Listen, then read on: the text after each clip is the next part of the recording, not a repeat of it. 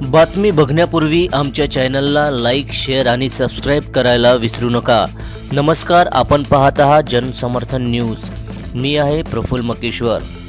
प्रशासकीय कामकाजात पारदर्शकता आणण्यासाठी आणि ग्रामीण भागातील समस्या थेट गावात जाऊन सोडवण्यासाठी अमरावतीचे पालकमंत्री चंद्रशेखर बावनकुळे यांच्या संकल्पनेतून गाव मुक्काम व शिवार फेरी हा अनोखा उपक्रम राबविण्यात येत आहे. या उपक्रमाअंतर्गत तिवसा तालुक्यातील मार्डी येथे विशेष कार्यक्रमाचे आयोजन करण्यात आले होते. यावेळी तिवसा तहसीलदार मयूर कडसे यांच्या नेतृत्वाखाली संपूर्ण तालुका प्रशासन एकत्रितपणे गावात दाखल झालेले पाहायला मिळाले. नेहमी कार्यालयात भेटणारे अधिकारी आज थेट गावात मुक्कामी राहून नागरिकांच्या समस्या जाणून घेत असल्याचे चित्र पाहायला मिळाले. या शिवार फेरी दरम्यान शासनाच्या विविध विभागांचे अधिकारी उपस्थित असल्यामुळे अनेक प्रलंबित प्रश्नांवर थेट चर्चा करण्यात आली.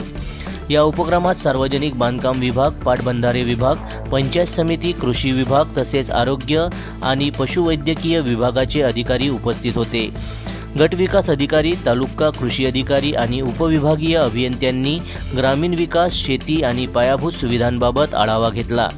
दरम्यान गावकऱ्यांनी मोठ्या संख्येने उपस्थित राहून या उपक्रमाला उत्स्फूर्त प्रतिसाद दिला. गावकऱ्यांनी आपल्या मूलभूत सुविधा, रस्त्यांची दुर्व्यवस्था, शेतीसंबंधी अडचणी आणि विविध स्थानिक समस्या अधिकाऱ्यांसमोर मांडल्या. एकाच ठिकाणी सर्व विभागांचे अधिकारी उपलब्ध झाल्यामुळे मार्डी गावातील नागरिकांमध्ये समाधानाचे वातावरण पाहायला मिळाले. तसेच पालकमंत्री चंद्रशेखर बावनकुळे यांच्या संकल्पनेचे गावकऱ्यांनी कौतुकही केले. जनसमर्थन न्यूज, तिवसा, जिल्हा अमरावती.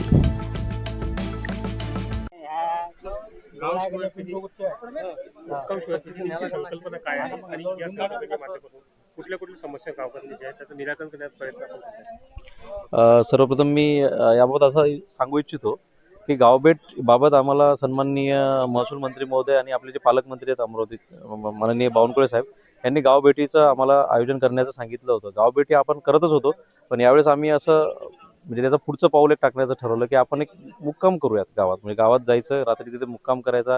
कारण सर्वजण दिवसभर बाहेर असतात, वेगवेगळ्या शेतीच्या कामानिमित्त बाहेर असतात, त्यामुळे संध्याकाळी भेटतात, रात्री इथे भेटतात. आणि रात्री त्यांच्यासोबत आता जसं आपण बघितलं की सर्वांसोबत आपण त्यांच्या ज्या समस्या होत्या वेगवेगळ्या विषयाशी होत्या. म्हणजे ग्रामपंचायतच्या संबंधित होत्या, काही पाणंद रस्त्याच्या संबंधात होत्या, काही फेरफार संबंधित होत्या, काही नैसर्गिक आपत्तीच्या अनुदानासंबंधी होत्या, काही फॉरेस्टच्या विषयासंदर्भात होत्या. बऱ्याच समस्या या इथल्या बस डेपो किंवा बस थांबत नाहीत किंवा काही बसेसचे जे पासेस आहेत विद्यार्थ्यांच्या काही वेगळ्या समस्या होत्या, अतिक्रमणच्या काही समस्या होत्या.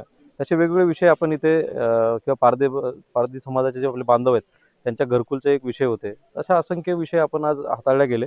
काही समस्या या इथल्या इथे आपण त्यांचं समाधान केलं. काही विषय जे आपल्या जिल्हा स्तरावरचे आहेत त्यांना आपण ते समस्याचा पाठपुरावा करूयात किंवा काही समस्या या वेगळ्या ज्या विभागाच्या होत्या त्यांच्या मार्फत आपण त्यांना निवेदन या बैठकीच्या अनुषंगाने देतोय. आणि मला वाटतं ही एक चांगली संकल्पना राहील. उद्या सकाळी आम्ही शिवार फेरी काढतोय. ज्या आपण नागरिकांनी आज ज्या आम्हाला समस्या सांगितल्या त्यांना प्रत्यक्षात उद्या आम्हाला सकाळी भेट देता येतील आणि आणखीन चांगल्या प्रकारे त्याचं सोल्युशन काढता येईल.